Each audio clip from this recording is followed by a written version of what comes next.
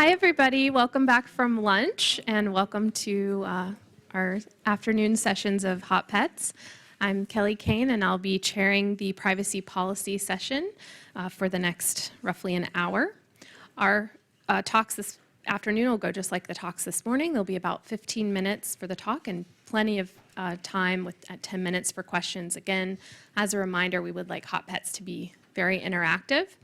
Our first talk of the afternoon is by Hadi Asghari, Renee Mayu, Pratik Mittal, and Rachel Greenstadt. And Hadi's going to be talking about the right of access as a tool for privacy governance. Welcome, Hadi.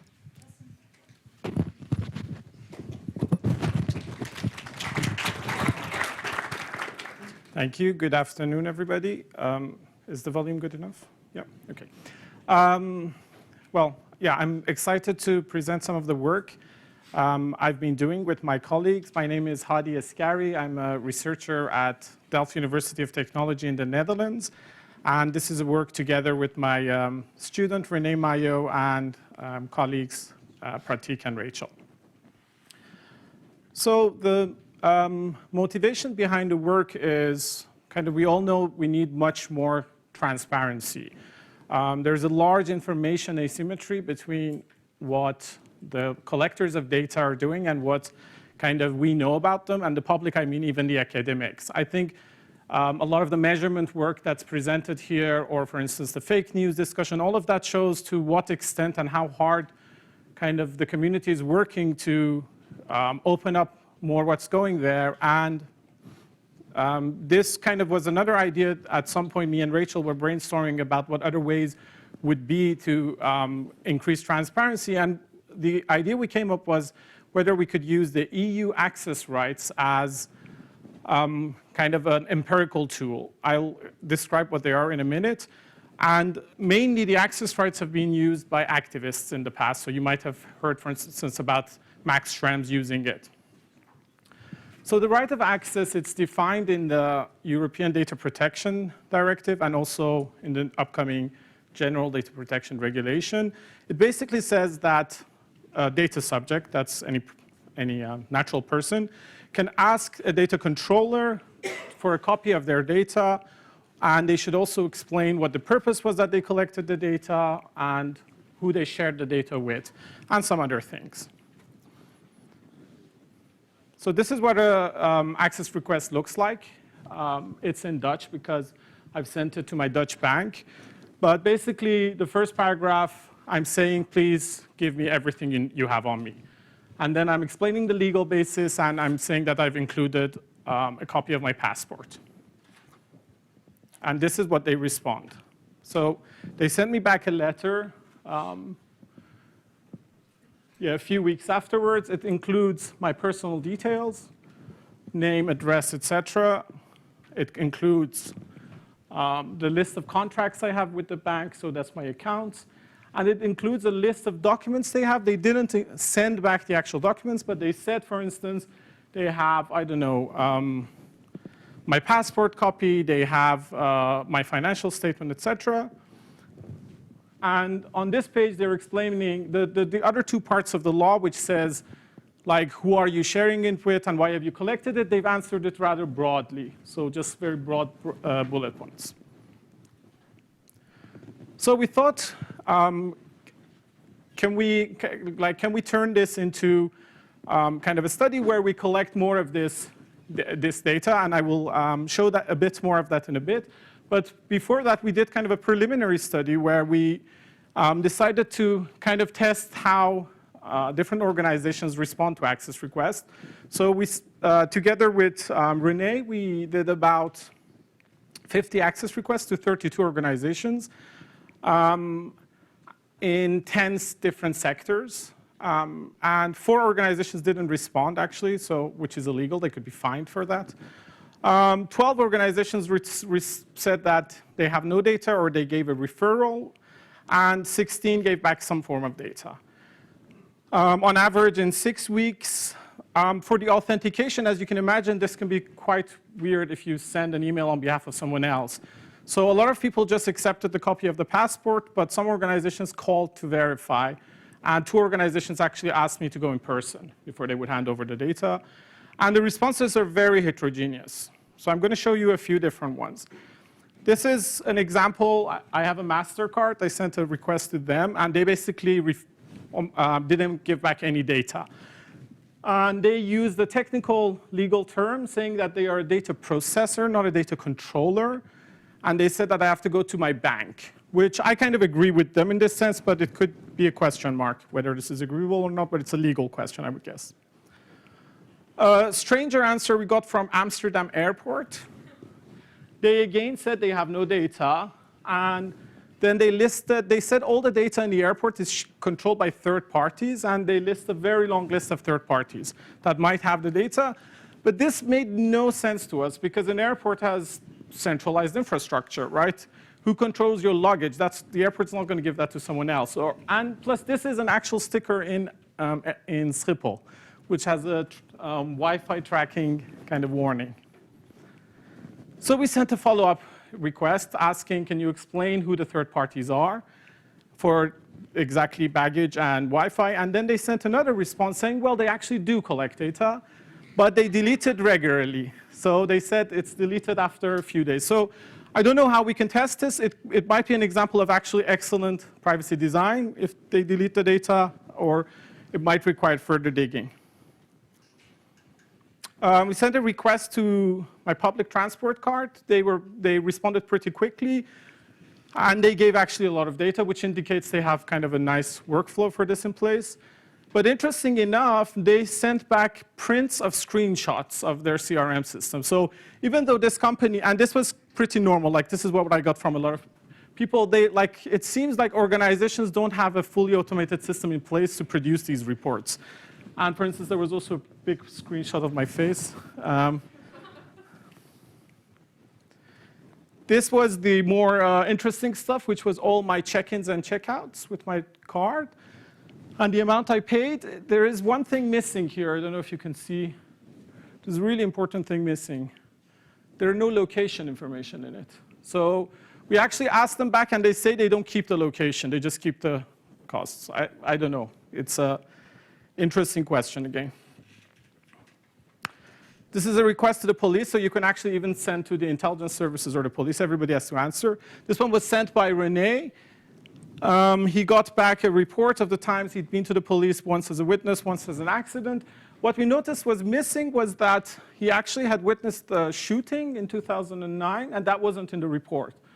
So again, a letter back, what about that? And then they eventually sent another system with that information in it.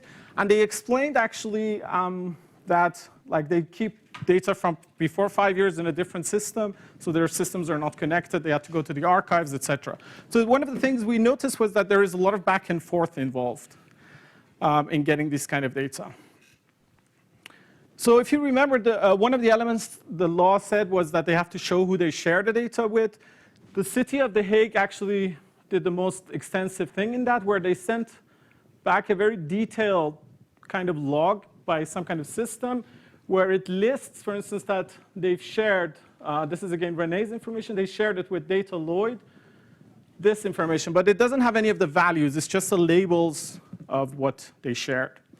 And if you dig through it, sometimes you kind of come up with strange things. For instance, the financial market authorities, they query it as date of death, probably as kind of normal thing that their system does.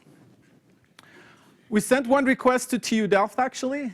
And this was kind of interesting. So they know me, so they kind of recognize my name. I got an email from them saying, what is this?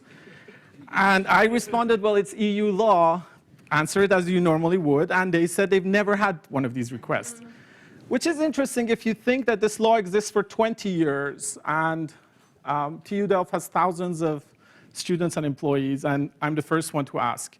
So I eventually get back a response. It's actually a pretty detailed response. It's on all of those are the different systems the university owns, what kind of personal data in each system, and the legal, but they actually didn't send back the actual labels of it, the actual data, but just categories of what data it is and on what legal basis it's collected. The guy who sent this made the kind of interview, appointment with me, follow-up appointment. He wanted to know how I would benchmark them compared to other organizations, which was interesting because it indicated that actually this has the potential of some kind of learning for the organizations. And I actually asked him how long it took them to send me this. He said 80 hours. So if it kind of seems very unfair that I can do it in 5 minutes and it will take him 80 hours, but I think maybe they will do the second one faster. So this kind of brings us to our main idea, which I'd like to get a bit of feedback from you guys. We're thinking of getting hundreds or maybe 1,000 volunteers to send out these access requests. And these are the kind of insights we think we can get from the data. So the first is we get insight on the processes that companies have, and they're basically very high-level data practices. We are actually hoping that it will teach us stuff about the data flows, and that might be useful as ground truth for people doing other forms of measurements, like external measurements, et cetera. And also, we want to evaluate the users on how they feel about the data. So are you appalled or what? And we think it's useful for a bunch of different groups, including the organizations. Two key challenges we see are the data is very unstructured. So we would like to share, of course, this data set after we create it. But it's so unstructured, we are thinking still what's the best way to do that. And of course, all of the privacy implications of how do we share that. So yeah, if you have any ideas. So we've been kind of doing, we received a seed grant from Princeton to kind of start the project. And based on that, we've started with, for now, some UI SketchUps. This part actually already exists. This is the tool I use to generate the request from. It's run by the Dutch NGO Bits of Freedom, who've also been very kind and advised us on a lot of the work, where you kind of choose the company and it generates the letter with the correct address. As you saw, there is a lot of back and forth involved, and companies miss their deadlines. So you have to send them reminder letters, et cetera. So we foresee that one of the nice things, this is kind of a mock-up we've done, would be that for a user that sends the request, we kind of tell them, hey, this one you need to kind of send a reminder, and we just keep a track of what the process looks like for them. We'll then be asking users to upload their responses. At the moment, we've thought at least we will give them the option to black out things that they think shouldn't be even seen by the admins of the system or by the PIs. And this could be a very simple evaluation where we ask them, was the data complete? Because they are the ones who can answer that question, right, better than anybody else. And a lot of the answers, responses when we got it required really discussing, does it make sense that the company says they don't have this or they do? And so we envision the forum will also be an important part of kind of the platform. And all of this will kind of generate data which should be helpful. This is how we envision it could be shared. This is a somewhat simple model. But it would be they only so what they share on the forum is basically their choice, the user's choice. The kind of what they share with us in kind of the consent form for these volunteers that we want to get will be that they will share most of it with us. We are actually now starting with 5 first volunteers as a test to see how people feel about that, about sharing everything. And with other researchers, at the moment, we would have to share the data in a privacy-preserving manner. At the moment, our thought is to do kind of case by case. So we see a request, and then we see manually how can we get that out from the data, add I don't know, noise if necessary, et cetera, to make sure it remains, and also ask users extra consent based on the research that's being asked for it. So that's it. In summary, we think access requests have a lot of potential to create transparency. We're building this platform, and if you have any requests already you think there's a specific type of data that would be helpful, or if you have tips. A lot of you guys have a lot of experience with, I don't know, crowdsourced projects. If you have any tips you think with something important to know from the start, or if you think you have resources, we would be very happy to hear from you. Thank you.